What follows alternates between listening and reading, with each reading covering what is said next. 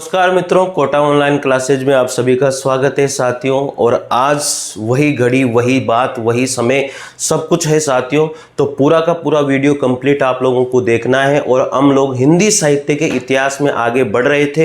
हिंदी साहित्य के इतिहास में जो है रासो साहित्य हमारा चल रहा था। और रासो साहित्य में हमने उस रासो साहित्य की सारी विशेषताएं, प्रवृत्तियां हम लोगों ने कंप्लीट कर ली थी। अब हम आ चुके हैं किसके ऊपर आ चुके हैं? प्रमुख रचनाओं के ऊपर आ चुके हैं। जो रासो साहित्य है उसमें प्रमुख जो रचनाएं हैं, प्रमुख रचनाएं कौन कौन सी रचनाएं प्रमुख है, उन रचनाओं के बारे में अच्छे से हम लोग जानकारी प्राप्त करेंगे। रासो साहित्य हमारा चल रहा था और रासो साहित्य का शायद ये सेकंड या थर्ड वीडियो होगा, मेरे हिसाब से सेकंड वीडियो है। तो निश्चित रूप से मित्रों आप लोग चैनल को सब्सक्राइब कीजिए, लाइक कीजिए। और यहाँ पर हिंदी साहित्य का इतिहास, और मित्रों मैं आपको बता दूं, पूरी हिंदी की ग्रामर, काव्य शास्त्र, फर्स्ट ग्रेड हो, सेकंड ग्रेड हो, केंद्रीय विद्यालय हो, डीएसएसबी हो, उसके पीजीटी हो, टीजीटी हो, हर चीज को मैं आप लोगों का यहाँ पर हिंदी की सारी बातें, सारी कंप्लीट कोर्स में यहाँ पर करवाता हूँ। तो मित्रों अच्छा लगे तो चैनल को जरूर सब्सक्राइब कीजिएगा,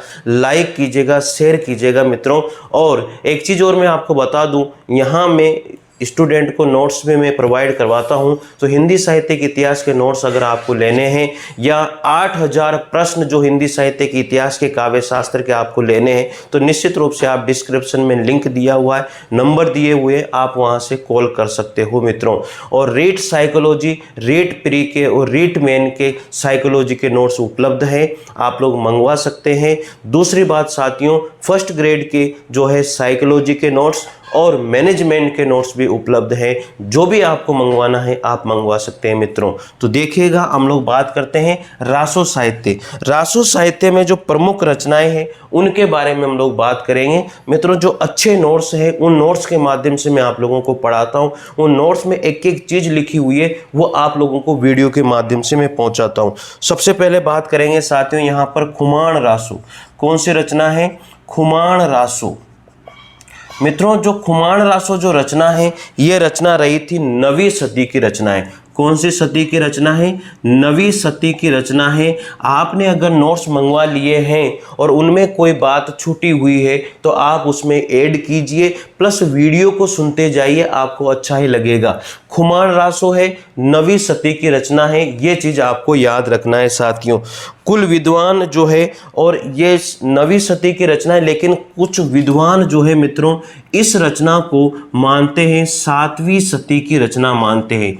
तो बहुत सारे विद्वान तो साथियों 9वीं सदी की मानते हैं, लेकिन कुछ विद्वान इसको 7वीं की भी मानते हैं। ये चीज़ आपको पता होनी चाहिए मित्रों। जो इसके लेखक का नाम है, इसके जो लेखक हैं वो सबको पता है। इसके लेखक है दलपत विजय। क्या नाम है? दलपत विजय, ये इनके राइटर का नाम है। ये चीज आपको पता होनी चाहिए। यही पूछा जाता है सीधा, खुमान रासो किसने लिखा? दलपत विजय ने। तो ये चीज आपको याद होनी चाहिए। आगे बात करते हैं साथियों, इसमें जो छंद है वो छंद है दोहा। इसमें जिन छंदों का प्रयोग किया गया है, दोहा, शवैया अच्छे हैं, इनको प्रयोग इसमें हुआ है। कवित छंद का प्रयोग हुआ है, ठीक है ना, बड़े बड़े छंद हैं। दोहाई छोटा है, लेकिन सवैया और कवित बहुत बड़े छंद है। तो ये चीज आपको पता होनी चाहिए। आगे बात करते हैं मित्रों इस प्रबंध काव्य में। तो ये सबसे मुख्य बात है कि जो खुमान रासो जो रचना है वो एक प्रबंध काव्य है। तो ये चीज भी आपको पता होनी चाहिए कि खुमान रासो जो रचना है वो कौन सा काव्य है? एक प्रबंध काव्य है। और इस काव्य में, इस प्रबंध काव्य में साथियों चित्तौड़ नरेश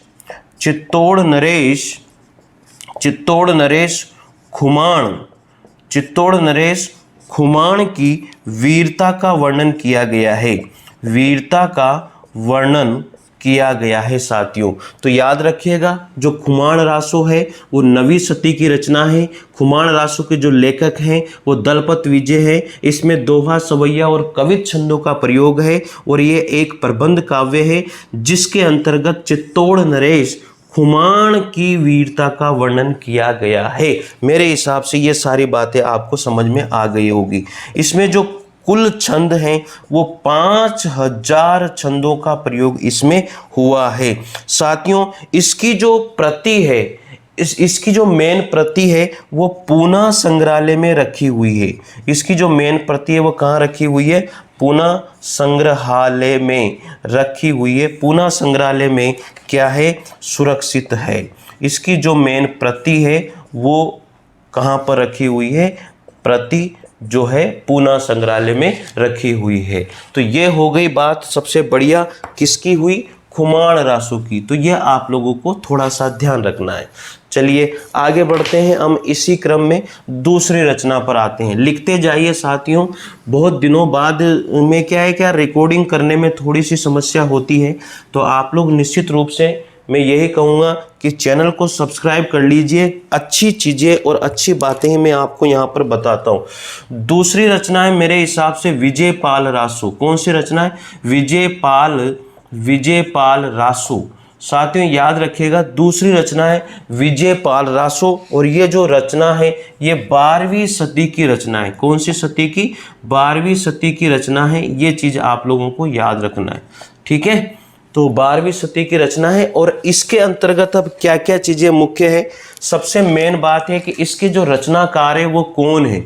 इसके रचनाकार मतलब इसके जो राइटर है वो कौन है? सबको पता है, नल सिंह भाट। याद होगा आप लोगों को, नलह सिंह भाट, ये इसके रचनाकार है, जो आपको याद होना चाहिए। अब इस रचना के अंतर्गत किसका वर्णन है? तो वर्णन जो है मित्रों, किसका वर्णन किया गया है इसमें विजयगढ़ के राजा विजयपाल की गाथा है। इसमें क्या है? जो विजयगढ़ के राजा है, विजयगढ़ के राजा विजयपाल की गाथा इस रचना के अंदर लिखी गई है। तो ये चीज़ आपको पता होना चाहिए। और ये ग्रंथ जो है अभी प्रेजेंट टाइम अनुपलब्ध है, यानी कि उपलब्ध नहीं है। ये ग्रंथ क्या है? अभी प्रेजेंट टाइम उपलब्ध नहीं है, ठीक है। ये चीज़ आपको पता होनी चाहिए मित्रों, ध्यान रखिएगा। और ये जो विजयपाल रासो है ये एक वीर क्या है? वीर काव्य है, जिसे हम लोग वीर गीत हैं, ठीक है। तो ये इसमें वीर गीत की बात या वीर गीत बताए गए हैं। तो याद रखिएगा, विजयपाल रासो की सबसे मुख्य बात है कि इसके रचनाकार कौन है? नलह सिंह भाट है, यह आपको पता होना चाहिए। वर्णन किसका किया गया है इसमें? विजयगढ़ के राजा जो विजयपाल थे उनकी गाथा, उनका वर्णन इसमें किया गया है। यह अभी उपलब्ध नहीं है और ये एक वीर गीत की श्रेणी में आता है। तो ये दूसरी रचना मित्रों आप लोगों के सामने हो चुकी है। हम लोग हिंदी साहित्य के इतिहास में रासो साहित्य को पढ़ रहे हैं, जो सिलेक्टेड मैटर के माध्यम से पढ़ रहे हैं मित्रों। इसलिए जुड़िए, मत भटके उन बड़ी बड़ी कोचिंगों पर, मत भटके उन बड़े बड़े जहां पर फीस ली जाती है, यहाँ पर वो उससे भी ज़्यादा मैं आपको लिखा दूंगा। इसलिए याद रखिए, जीवन में जो सच्चे मन से पढ़ा रहा है उससे जुड़ना चाहिए। और मित्रों मैं हमेशा दिल से और मन से ही पढ़ाता हूँ। अगर मुझे टाइम नहीं मिलता है तो मैं नहीं पढ़ाता, ये बात ध्यान रखिएगा, ठीक है। तो मन से जुड़िए, ईमानदारी से जुड़िए और दिल से जुड़िए, आप लोगों को अच्छा ही लगेगा, ठीक है। तो बात करते हैं अब अगली रचना के बारे में, बीसल देव रासो। जो तीसरी रचना आती है बीसल देव रासो। कौन सी रचना है? बीसल देव रासो बहुत इंपॉर्टेंट है। बीसल देव रासो जो रचना है बहुत ही इंपॉर्टेंट है साथियों। अब यहाँ पर विद्वानों के 3 मत हैं। इसके समय को लेकर के विद्वानों के जो है 3 मत हैं। जो विद्वान हैं उनके 3 मत इसमें है। अब 3 मत कौन कौन से हैं, कौन कौन सा समय माना गया है, उनके बारे में भी आप लिख लीजिए। बहुत अच्छी बात है, आप लिख रहे होंगे। तो पहली बात यह है कि सन जो है 1155 में शायद इसको लिखा गया। दूसरी बात है कि ये 12वीं सदी की रचना मानी जाती है। और तीसरी बात है कि संवत जो है साथियों 1212 रहा है। ऐसा है विद्वानों का। तो इसके समय में विद्वानों के 3 मत सामने आए हैं। एक है सन 1155 मानते हैं 12वीं सदी की रचना है, और एक मानते हैं कि संवत 1212 में ये लिखी गई होगी। साथियों, जो इसके रचनाकार हैं, रचनाकार कौन है सबको पता है। इसके रचनाकार के बारे में कोई ऐसा नहीं होगा जो नहीं जानता होगा। कौन है साथियों? नरपति नालह। याद रखना, नरपति नालह इसके रचनाकार हैं। ये चीज आपको याद होनी चाहिए, कंफ्यूज नहीं होना है। बीसल देव रासो और जिसके रचनाकार है वो नरपति नाल रहे हैं। ठीक है, कंफ्यूज होने की बिल्कुल भी संभावना नहीं है। आगे बढ़ते हैं इसी क्रम में। साथियों लिखिए, तो यह एक विरह परक संदेश काव्य माना जाता है। विरह परक क्या है? विरह परक संदेश काव्य माना जाता है। संदेश काव्य माना जाता है। तो मित्रों याद रखिएगा, एक विरह काव्य है, एक संदेश काव्य की श्रेणी में इसको गिना जाता है। आगे लिखिएगा, और स्वयं कवि ने इसे स्त्री रसायन कहा। जो नरपति नाल थे उन्होंने इसे क्या कहा है? स्त्री रसायन, स्त्री रसायन कहा। जो कौन थे? नरपति नाल। उन्होंने इसको किसको? बीसल देव रासो को क्या नाम दिया है? स्त्री रसायन भी इसको नाम दिया है मित्रों। तो ये चीज भी आपको, ये बात भी आपको याद रखनी है। चलिए आगे बढ़ते हैं। बीसल देव रासो में ही आगे बढ़ रहे हैं हम लोग। तो बीसल देव रासो में यहाँ तक की सारी बातें आप लोगों को लिख लेनी है। और देखिए आगे बात करते हैं बीसल देव रासो में ही। इसमें क्या होता है कि जो अजमेर के राजा हैं साथियों, अजमेर के राजा हैं, क्या नाम था उनका? बीसल देवी था साथियों। अजमेर के राजा थे, क्या नाम था? बीसल देव तृतीय। क्या नाम है? बीसल देव तृतीय। बीसल देव तृतीय। अजमेर के राजा बीसल देव तृतीय तथा राजा भोज की पुत्री। अजमेर के राजा बीसल देव तृतीय तथा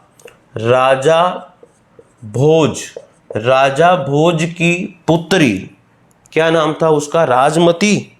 हाँ, राजा भोज की पुत्री राजमती। याद रखना भाई, राजमती के विवाह, राजमती के विवाह और राजमती के विवाह, वियोग और क्या है? पुनर्मिलन।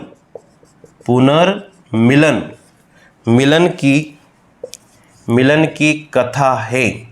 तो याद रखने वाली बातें हैं ये सारी के सारी, ध्यान रखना भाई।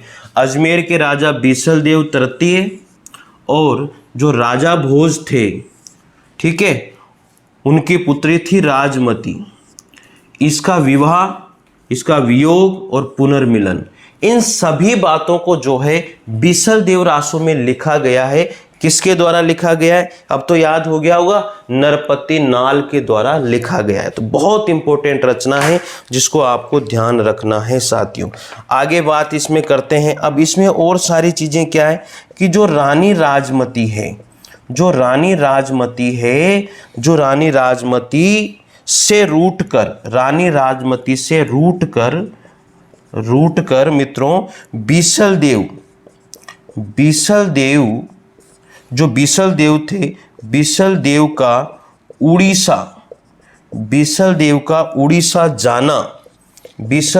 उड़ीसा जाना और 12 वर्ष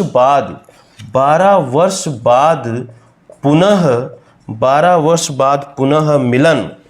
तो साथियों ये चीज भी इसमें लिखी गई है। तो सबसे मुख्य बात है कि जो बीसल देव थे साथियों, देखो इसमें तीनों बातें हैं। उनके विवाह का वर्णन है, यानी कि बीसल देव तृतीय और राजमती के, तृतीय याद रखना यहाँ पर, बीसल देव तृतीय और राजमती के विवाह का वर्णन है। अब वियोग वाली क्या हुई थी कि रानी जो राजमती थी, इनसे ये रूट करके बीसल देव चले गए थे। कहाँ पर गए थे? ये उड़ीसा में। तो बीसल देव रानी राजमती से रूट करके बीसल देव चले गए कहाँ पर, उड़ीसा में चले गए थे। अब जाने के बाद में वियोग हुआ, तो वियोग का भी इसमें क्या है, वर्णन है, किसमें, बीसल देव रासो में। और साथियों जब वियोग हुआ तो ये 12 वर्ष बाद, कितने वर्ष बाद, 12 वर्ष बाद, तो ये बात भी आपको पता होनी चाहिए। 12 वर्ष बाद ये वापस आए और तो फिर क्या हुआ, पुनर्मिलन। तो ये देखो पुनर्मिलन हुआ, गए तो वियोग हुआ, आए तो पुनर्मिलन हुआ, तो इसका वर्णन है। तो दो बातें याद रखनी है, जो राजमती से रोटकर कहाँ गए थे, उड़ीसा गए थे, और कितने वर्ष बाद लौटे थे, 12 वर्ष बाद लौटे थे। कौन, बीसल देव रासो। तो बीसल देव रासो में जो है बीसल देव तृतीय और राजा भोज की पुत्री राजमती का वर्णन किया गया है साथियों, विवाह का, पुनर्मिलन का, वियोग का। तो यहाँ तक की बात मेरे हिसाब से आपको समझ में आ गई होगी। चलिए आगे बढ़ते हैं। बीसल देव रासो में ही हम लोग बढ़ रहे हैं, लिखते जाइए, आप नोट्स बनाते जाइए, एक एक चीज, एक एक बात आप लोगों को मैं लिखवा दूंगा, और उसके बाद में आप लोगों को रिवीजन करना है मेरे मित्रों। रिवीजन बहुत जरूरी है, अगर रिवीजन नहीं किया तो कुछ भी नहीं किया है। मैं आपको इतनी सारी बातें लिखा दूंगा जिसकी कोई हद ही नहीं है। चलिए आगे बढ़ते हैं। अब बीसल देव रासो में ही लिखा रहा हूं, जो मैंने नोट्स भेजे हैं जिन स्टूडेंट को अगर उसमें कोई पॉइंट छूट गया है तो आप उसमें जरूर नोट कर लीजिएगा यहां से, क्योंकि मैं बहुत सारी चीजें एक्स्ट्रा भी लिखा देता हूं, तो ये ध्यान रखिएगा। और नोट्स जिनको मंगवाने हैं वो 100% मुझे कॉल कर सकता है और मुझे व्हाट्सएप कर सकता है। डिस्क्रिप्शन में लिंक दिया हुआ है। हिंदी साहित्य का इतिहास, 8000 प्रश्न plus psychology, management, read psychology, पता नहीं क्या क्या मंगवा सकते हो आप लोग, ठीक है। चलिए, रासो ग्रंथ होते हुए भी साथियों देखिए, ये जो ग्रंथ है रासो ग्रंथ होते हुए भी, रासो ग्रंथ होते हुए भी ये ग्रंथ एक श्रृंगारी काव्य कहा जाता है।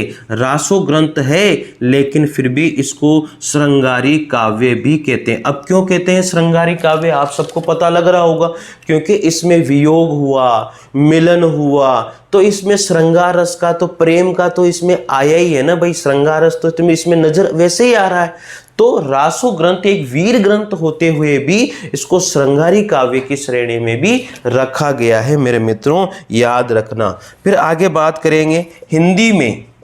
हिंदी में स्वर प्रथम, हिंदी में स्वर प्रथम 12 मासा, हिंदी में स्वर प्रथम 12 मासा का वर्णन, स्वर प्रथम 12 मासा, 12 मासा का वर्णन, 12 मासा का वर्णन इसी में हुआ था, वर्णन इसी में हुआ।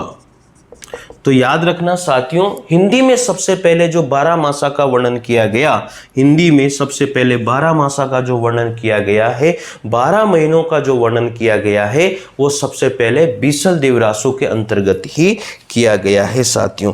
आगे बात करते हैं 12 मासा का जो प्रारंभ, जो कार्तिक मास है, कार्तिक मास है, इसमें जो 12 मासा है, 12 मासा, ये कोई भी नहीं बताएगा आपको। 12 मासा जो है इसमें जो प्रारंभ हुआ था, जो प्रारंभ हुआ था वो कार्तिक मास से माना जाता है, कार्तिक मास से प्रारंभ माना गया। जो वर्णन स्टार्ट किया उन्होंने कार्तिक मास से स्टार्ट किया था साथियों। ये एक वीर गीत है, ये क्या है, एक वीर गीत है। इसकी बात को भी आप लोगों को ध्यान दे लेना है मित्रों, ठीक है। इसमें जो है खंड है, कितने खंड हैं, 4, इसमें 4 खंड हैं। इसमें कितने चरण हैं, चरणों की बात करते हैं तो 2000 चरण हैं। इसमें कितने छंद हैं साथियों, तो 125 छंदों का वर्णन इसमें किया गया है। तो ये बात भी आपको पता होना चाहिए। तो मित्रों बहुत तगड़ी बातें हैं जो आपको याद होनी चाहिए। तो मित्रों याद रखिएगा, इसके अंतर्गत खंड जो है 4 हैं, चरण जो है 2000 हैं, और छंद 125 छंद इसमें लिखे गए हैं। तो चलिए आगे बढ़ते हैं। इसी में बीसल देव रासो एक तरह से बहुत बहुत इम्पोर्टेंट जो काव्य है, और बहुत बहुत इम्पोर्टेंट ही परीक्षा की दृष्टि से माना गया है, और इसके राइटर को भी पूछ लिया जाता है, इसलिए आप लोग निश्चित होकर के पढ़िए। अब आगे इसमें बात करते हैं कि जो राजमती है, राजमती एक पंडित के द्वारा, जो राजमती है वो एक पंडित के द्वारा अपने पति के पास क्या करती है, संदेश भेजती है। तो लिख लीजिए कि साथियों जो राजमती है वो एक पंडित के माध्यम से, राजमती एक पंडित के माध्यम से अपने पति को, जो बीसलदेव थे, बीसलदेव तृतीय थे, अपने पति को क्या करती है, वो संदेश भेजती है। ठीक है, ये चीज आप लोगों को ध्यान होनी चाहिए। तो किसके माध्यम से राजमती अपने पति को संदेश भेजती है, एक पंडित के माध्यम से संदेश भेजती है। अगर इंपॉर्टेंट क्वेश्चन बनता है, हार्ड क्वेश्चन बनाने की कोशिश की जाती है, तो ये क्वेश्चन इंपॉर्टेंट हो जाता है। मित्रों आगे बात करेंगे, बीसलदेव रासों में बीच बीच में बराबर, याद रखिए, बीसलदेव रासों में, बीसलदेव रासों में, बीसलदेव रासों में बीच बीच में, बीच बीच में लिख लीजिए आप, बीच बीच में बराबर इस साहित्य, बराबर इस साहित्य, इस साहित्यिक, इस साहित्यिक भाषा, इस साहित्यिक भाषा यानी कि हिंदी को मिलाने, हिंदी को मिलाने का, हिंदी को मिलाने का प्रयत्न दिखाई पड़ता है। तो ये चीज़ सबसे इम्पोर्टेंट है, इसके अंतर्गत इस बात को भी लिखिए। और ये जो बात बोली है, ये किसने बोली है, आचार्य रामचंद्र शुक्ल ने, आचार्य रामचंद्र शुक्ल। तो ये जो चीज़ है, ये जो बात है कि बीसलदेव रासों, बहुत इंपॉर्टेंट बात बोली इन्होंने कि बीसलदेव रासों में बीच बीच में बराबर इस साहित्यिक भाषा यानी कि हिंदी को मिलाने का प्रयत्न दिखाई पड़ता है। और ये कहने वाले कौन है बीसलदेव रासों के बारे में, आचार्य रामचंद्र शुक्ल है, जो आपको पता होना चाहिए। मित्रों आगे इसी क्रम में और बढ़ते हैं, और भी बातें हैं। आचार्य रामचंद्र शुक्ल ने और भी एक बात लिखी है, वो है कि बीसलदेव रासों, बीसलदेव रासों, बीसलदेव रासों में, बीसलदेव रासों में श्रृंगार, श्रृंगार की ही प्रधानता रही है, प्रधानता है। बीसलदेव रासों में श्रृंगार की ही क्या है, प्रधानता देखने को मिलती है, प्रधानता है। और वीर रस, वीर रस किंचित, वीर रस किंचित आभास मात्र है, किंचित आभास मात्र है। ऐसा भी किसने कहा, ऐसा भी आचार्य रामचंद्र शुक्ल ने ही कहा है। आचार्य रामचंद्र शुक्ल के द्वारा ये बात, आचार्य शुक्ल ने ये बात भी कही है। तो मित्रों याद रखिएगा कि बीसलदेव जो रासों है उसमें श्रृंगार की प्रधानता देखने को मिलती है, लेकिन वीर रस की प्रधानता किंचित ही मिलती है। यह केवल आभास मात्र होता है, क्योंकि इसमें राजमती और बीसलदेव तृतीय का वर्णन है, उनके वियोग का वर्णन है, उनके प्रेम का वर्णन है, उनके विवाह का वर्णन है। इसलिए इसमें वीर रस तो किंचित मात्र है। इसमें बताया गया है श्रृंगार रस की प्रधानता किसके द्वारा, आचार्य रामचंद्र शुक्ल के द्वारा बताई गई है। मित्रों मेरे हिसाब से ये सारी की सारी जो बातें हैं मैंने आप लोगों को अच्छे से बता दी है, और इम्पोर्टेंट जितनी भी बातें थी बीसलदेव रासों वो मैंने आपको कंप्लीट लिखवा दिए। मेरे हिसाब से साथियों आपको वीडियो अच्छा लगेगा, और अच्छा ही मैं पढ़ा रहा हूँ, और पूरी कोशिश है मेरी बस वैकेंसी आ जाए। अभी वैकेंसी नहीं है, इस वजह से थोड़ा वीडियो में कम डालता हूं, लेकिन जैसे वैकेंसी आएगी उसी स्पीड से हम लोग आगे बढ़ेंगे। चाहे हिंदी साहित्य का इतिहास हो, या फिर ये काव्य शास्त्र हो, ग्रामर हो, पत्र व्यवहार हो, जितने भी मतलब जो टॉपिक हिंदी में दिए हुए हैं फर्स्ट ग्रेड सेकंड ग्रेड के अंतर्गत, वो सबके सब कम से कम 2 से 3 वीडियो आपके रोज मिलेंगे आपको। इसलिए चैनल से जुड़िए और मस्त रहिए, खुश रहिए साथियों। शायद आपको अच्छा लगा होगा वीडियो, और अच्छा लगा है तो चैनल को जरूर सब्सक्राइब कीजिए मित्रों। और जिसको भी नोट्स मंगवाने हैं डिस्क्रिप्शन में लिंक है, वो मंगवा सकता है। ठीक है साथियों, मिलते हैं अगले वीडियो के साथ। और यहाँ पर अगला वीडियो आएगा पृथ्वीराज रासों का, पूरा एक वीडियो पृथ्वीराज रासो से ही बनेगा, इसलिए क्योंकि फर्स्ट ग्रेड में पृथ्वीराज रासो को बहुत बहुत भयंकर तरीके से अच्छी तरीके से उन्होंने पूछा है, तो वो आप लोगों को मिलेगा। चलिए साथियों, मिलते हैं अगले वीडियो में, तब तक के लिए जय हिंद जय भारत, थैंक यू।